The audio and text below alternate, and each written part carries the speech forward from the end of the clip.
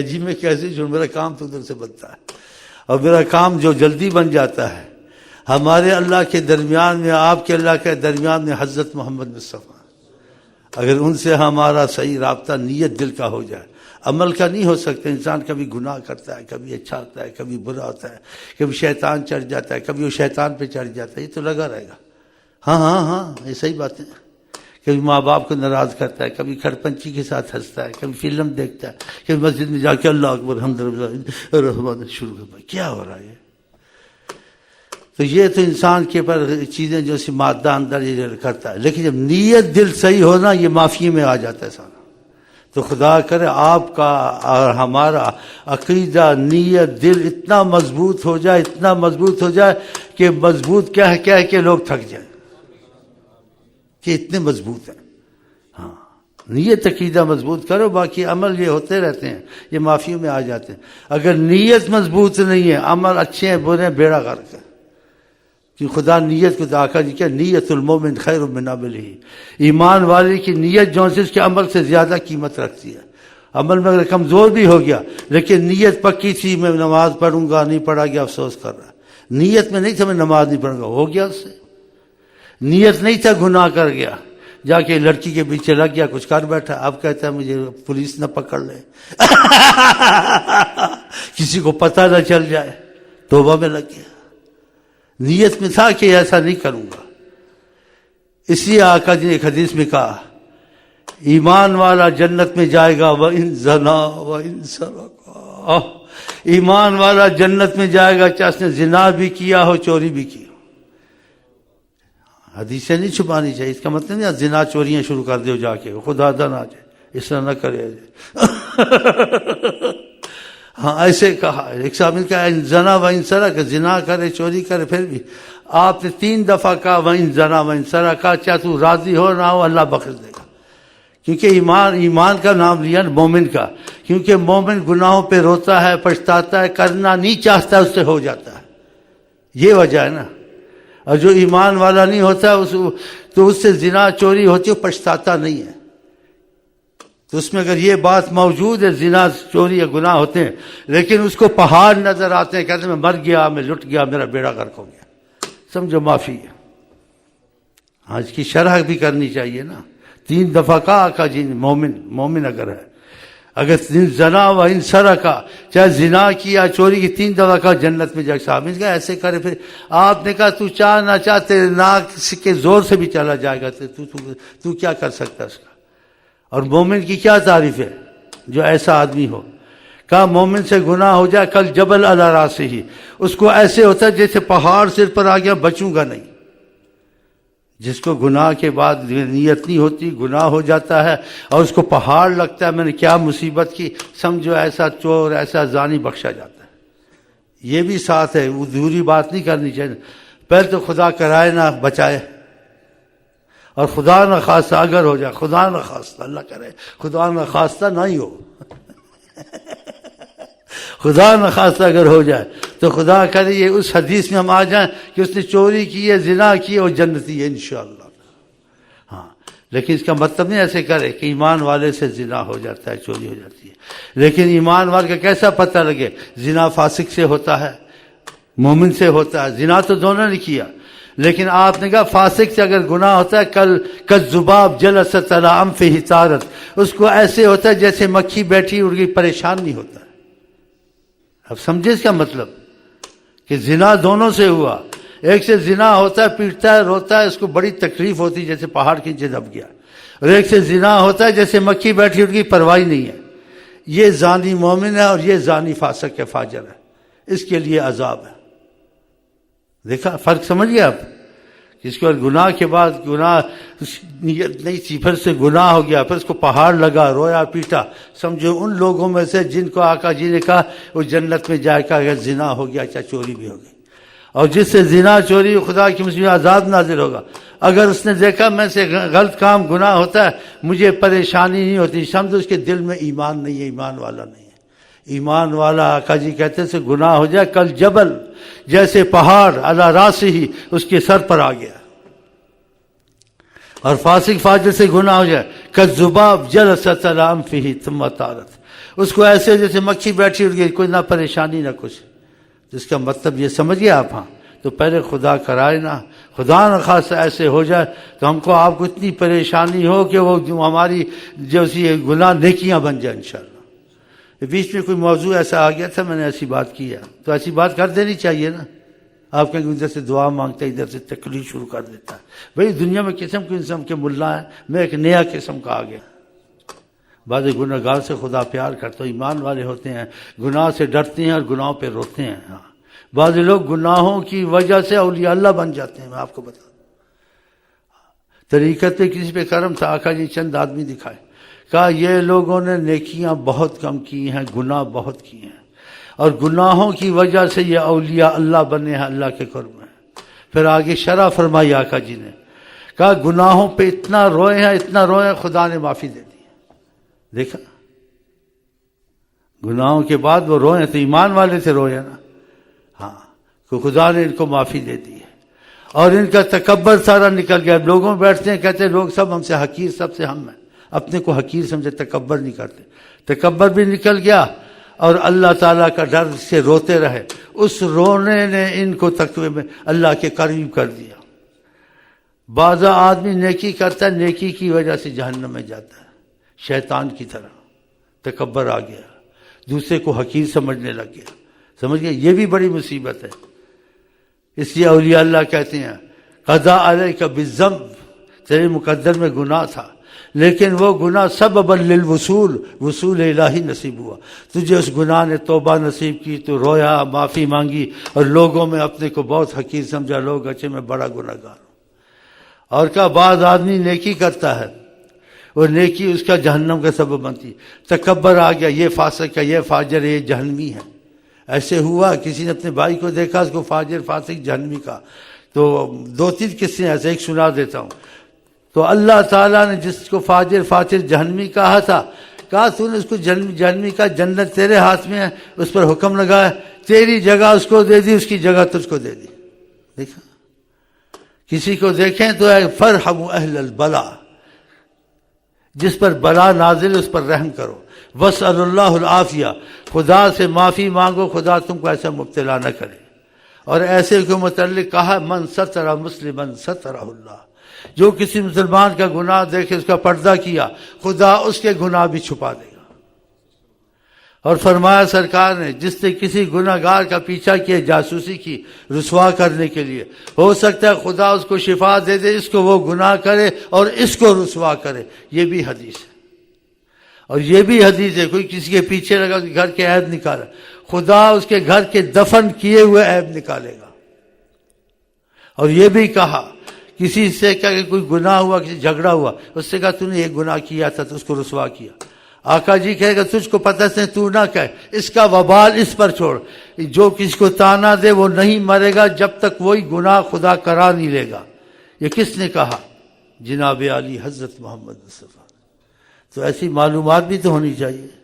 کسی نے کسی کو گناہ کا تانا دیا تو فرمایا سرکار لم یمت حتی یعمل، وہ نہیں مرے گا، مرنے سے پہلے وہی گناہ خدا کرائے گا اسے. کسی کو دیکھے تانا نہ دے، اس کا پردہ کرے تاکہ تیرا بھی پردہ رہے. ایک دن صحابہ پھر سے مفلس کون ہے؟ صحابہ اس کے پاس پیسہ ٹکا آنا خرچہ نہ ہو، جس کا مفہوم ہے. آپ نے کہا مفلس وہ ہے جس نے نماز پڑھی، مثلا درود پڑھا، نیکیاں کی، سب کچھ کیا، اچھے کام کیے، سارے برباد کر دیے. کیسے برباد کیے؟ کہا شتم ہذا، کسی جھگڑا اس کو گالی دی. ضرب ہذا، کسی سے بات چیت، پھوتی خان تھا، مارا، اس کو پیٹا. ضرب ہذا، شتم ہذا، گالی دی. اکل مال ہذا، کسی کا مال کھا گیا. اغتاب ہذا، کسی کے عیب پیچھے بیان کیے. تو کیا فرمایا؟ اللہ تعالیٰ اس کی نیکیاں ان لوگوں پر تقسیم کرے گا. سرکار نے جس کا مال کھایا، جس کو گالی دی، جس کو ذلیل کیا، جس کو ایسے کیا، اگر اس پر نیکیاں نہیں ہوں گی تو آقا جی کہتے ہیں خدا اس کے گناہ اس پر ڈالے گا، اس کے گناہ اس پر ڈال کر پھر اس کو جہنم میں دھکیلے گا. حدیث شریف. تو خدا ان مصیبتوں سے بچا. پہلے نیکی کرنی مشکل ہوتی ہے، وہ کریں تو شیطان ضائع کر دیتا ہے. کہ نیکیاں ان دیا جائے گا جن کو تم نے گالی دی، جن کی غیبت پتہ ہے کیا ہوتا ہے؟ آقا ان کا غیبت زنا سے بھی بڑا گناہ.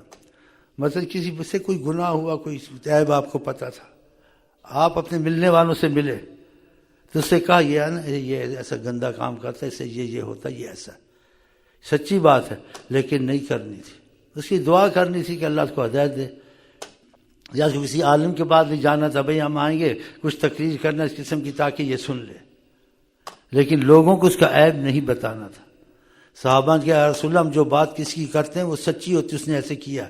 آپ نے کہا وہ سچی بات غیبت ہے. صلی اللہ علیہ وسلم نے کہا اشد من الزنا، زنا سے بڑا گناہ کسی کی برائی پیچھے کرنا. اگر برائی نہیں ہے تم نے تہمت لگائی ہے وہ بہتان ہے.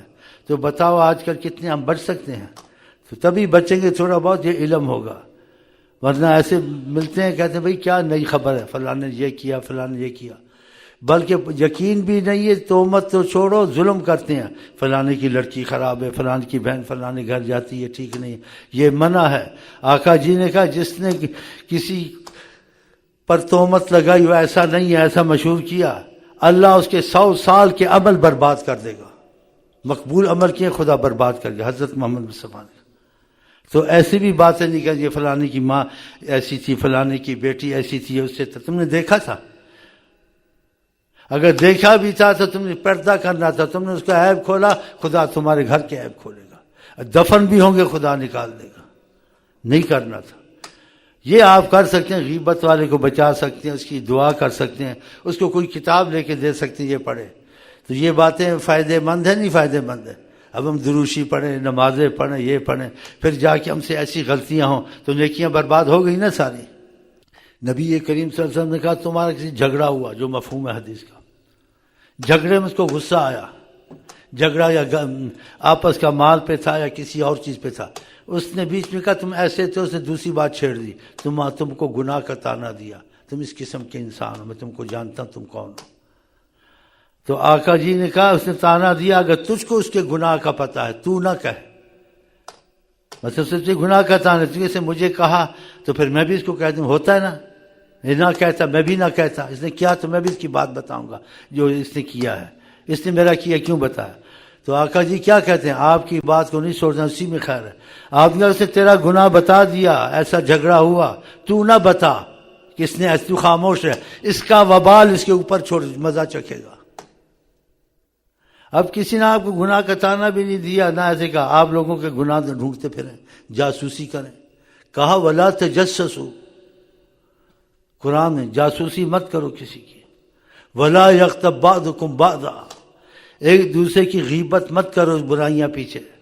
ایحب احدکم ان یاکل لحم اخیہ میتا فکرہتموہ، تم ایک مرے ہوئے بھائی کا گوشت کھا سکتے ہو؟ نہیں کھاؤ گے. کہا یہ ایسے پیچھے کی برائی کرنی، اس کا مرے ہوئے بھائی کا گوشت کھانا، دیکھا منع ہے. حضرت عمر سے ایک دفعہ ایسے واقعہ ہوا، رات کو گشت کرتے تھے، کسی گھر میں کچھ آواز سنی، کچھ شک پڑا تو دیوار پھاند کے اندر چلے گئے. دیکھا ایک بوڑھا شراب پی رہا تھا. کہا اس عمر میں تم شراب پیتے ہو، یہ کرتے ہو؟ کہا جو کچھ کرتا ہوں جو کس کا مفہوم میں جانوں خدا جانے. تم نے بھی بہت زبردست گناہ کیا، خدا رسول کی مخالفت کی ہے. حضرت عمر نے کہا میں نے کیا کیا ہے؟ کہا خدا نے کہا ولا تجسسوا، جاسوسی مت کرو. تم نے کیوں جاسوسی کی؟ یا تم نے خدا کے خلاف نہیں کیا جاسوسی میری کی؟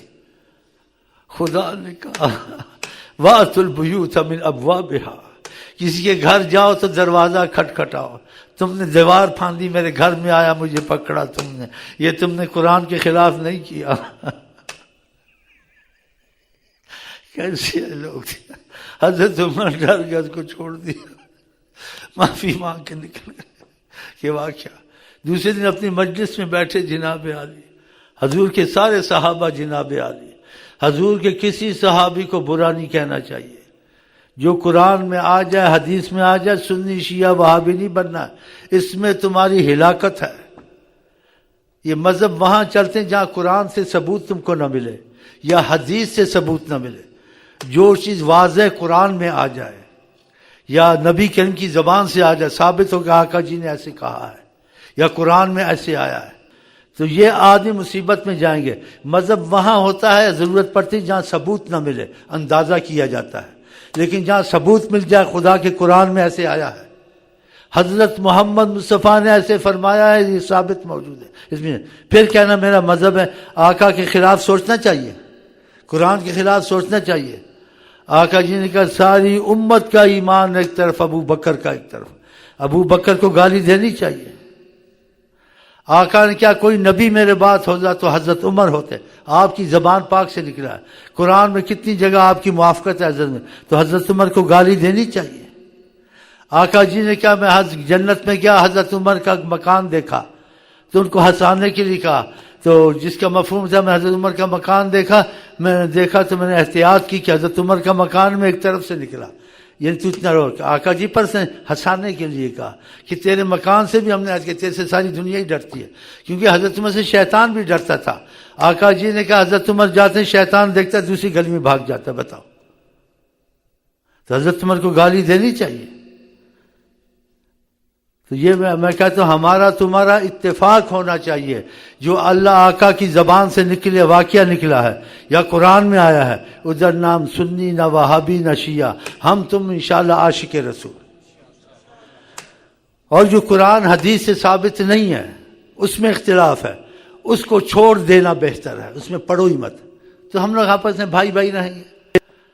آقا جی کہ دع ما یریبک الی ما لا یریبک، جو چیز تجھے شش و پن میں ڈالے، اختلاف میں ڈالے، کہا اس میں مت پڑو۔ کہا تم میں سے پہلے لوگ جو ہلاک ہوئے، کیوں ہلاک ہوئے؟ کہا کہ اختلاف کرنا اور آپس میں بحث کرنا، جو مسئلہ بحث میں آئے، اختلاف میں آئے، اس میں نہیں پڑھنا، اس میں کہنا واللہ عالم، آپ بنے لا الہ الا اللہ محمد رسول اللہ، اختلاف کی بات نہیں کرنی۔ عالم میں کوئی بات کر دیوبندی بریلی تمہارا ایسا مطلب نہیں ہے، اگر وہ خدا کی بات بتاتا ہے، نبی کی بات بتا، اختلاف بریلی دیوبندی جماعت اسلامی وہابی نہیں، اس کی بات سننی ہے، شیعہ اس کی بات سننی ہے، اختلاف نہیں کرنا۔